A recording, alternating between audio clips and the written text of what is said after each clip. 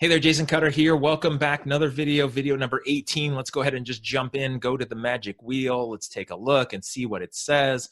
So let's hit the generate random anything button in the word generator. So not nervous and stalling. So let's go ahead and stop that. Okay, so what does this mean? I talked about this many videos ago. I'm just going to look at my list here when I talked about pausing. So that was in video number 10. This is referring to not being nervous and not stalling. What happens like this, and then also the dancing topic that I talked about, is where people are just nervous and they're stalling and they're spending too much time in certain categories. Generally, where this happens, and I see this a lot with order takers or people who are struggling to want to embrace their role as a salesperson and use persuasion and be authentic, is that they spend too much time in the rapport building phase. They spend too much time talking about rapport building items, food or sports or politics or world events and things like that.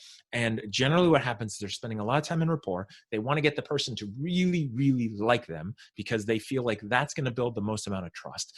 And they're stalling and they're nervous and they're afraid of moving forward until they get a lot of clear signals that this person really likes them and is okay with moving forward. Now, I'm not saying you shouldn't do rapport. Rapport is very important. It's a necessary, required step. If you jump straight into business, it's like a doctor with a terrible bedside manner where you know that they know what they're talking about. You can trust them, but the experience isn't the same because you don't necessarily feel like they care about you.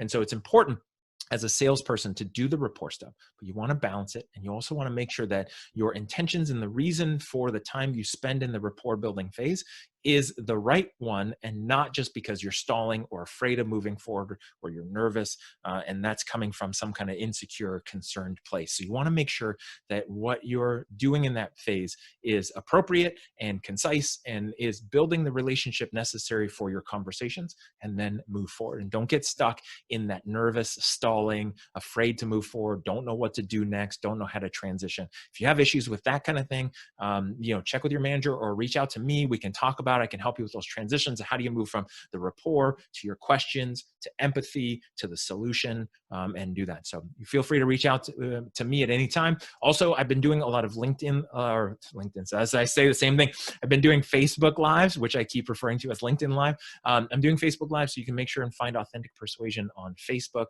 where I'm doing those daily as well. And, just trying to share as much content as I can. Any questions you have, anything you need, reach out to me. These videos are also going up on YouTube, so you can find them there, subscribe, and I will see you in tomorrow's video.